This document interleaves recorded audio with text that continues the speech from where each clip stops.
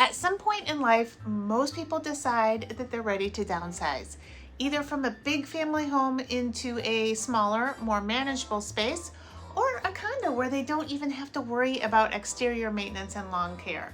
After all, most people want to live independently and safely for as long as possible.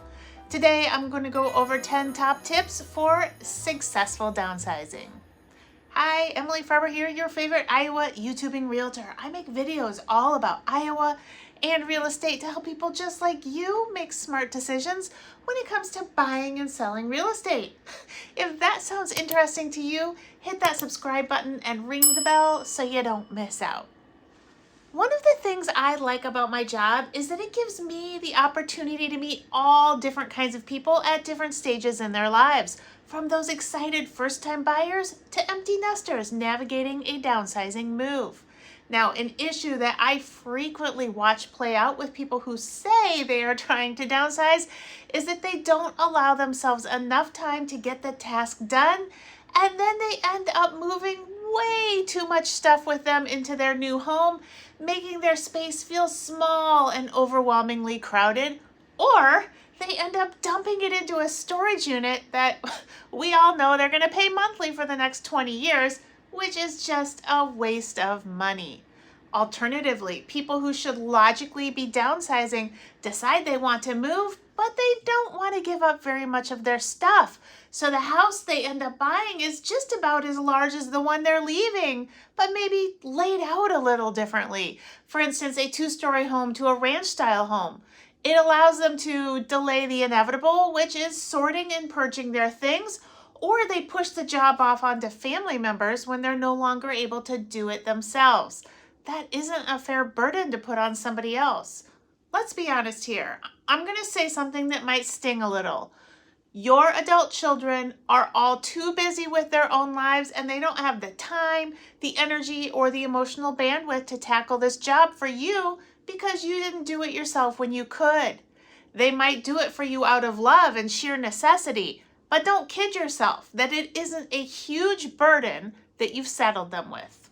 My goal is to take an overwhelming task and break it down into manageable chunks to get you on the way to where you want to go, someplace smaller and easier to manage. Here are 10 tips for successful downsizing. Start early. Do not begin the process with a 30-day closing looming over your head. Begin the decluttering process well in advance of your move.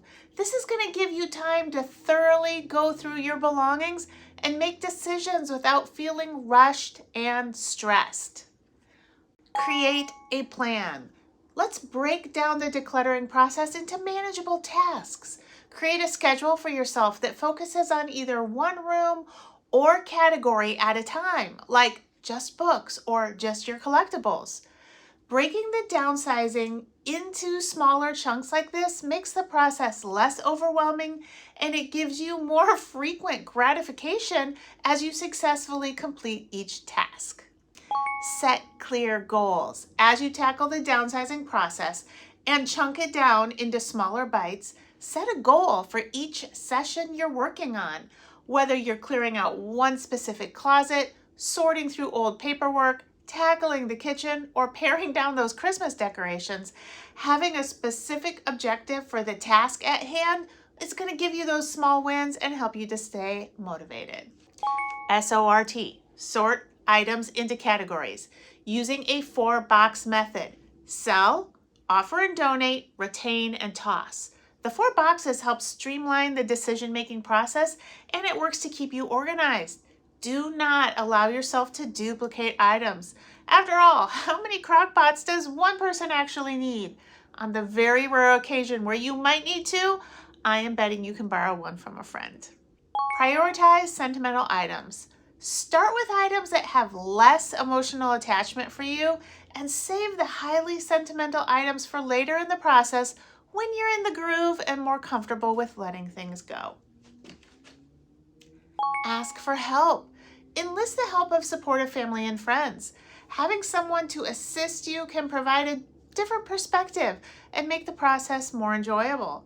A fresh set of eyes can help you see that that sweater you wore to homecoming does not need to hold a place in your life any longer, and that someone out thrift shopping would love to find it on the rack and give it a new life. Use the 1-year rule. If you haven't used an item in the past year, it's likely that you don't need it and you won't miss it. This rule helps you determine what truly is a necessity and deserves space in your new, smaller home. Digitize documents and photos. Convert your important documents and special photos into digital formats. This reduces physical clutter while still preserving memories and essential information. Take advantage of donation services. Many organizations actually offer free pickup services for donations. You can research local charities and services to find out which types of items they want and that they might pick up for free. If you're working with a real estate agent, ask him or her if they have a list of places that accepts donations. Chances are you'll find several organizations that will make your heart happy to donate to. For example, a women's shelter looking for gently used ladies' business professional clothing for women who are interviewing to re-enter the workforce. Maybe an animal rescue organization looking for old blankets for pet beds. How about a homeless shelter looking for toiletries, or a church group looking for home furnishings to help families in need?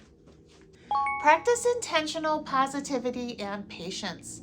Downsizing and decluttering can be physically and emotionally challenging. Taking it at a manageable pace and maintaining a positive attitude while being patient with yourself is going to help you stay motivated and achieve your goals. Acknowledge that your adult children and other family members may not want your things, and that's okay. It's not a judgment on you or the life that you have lived.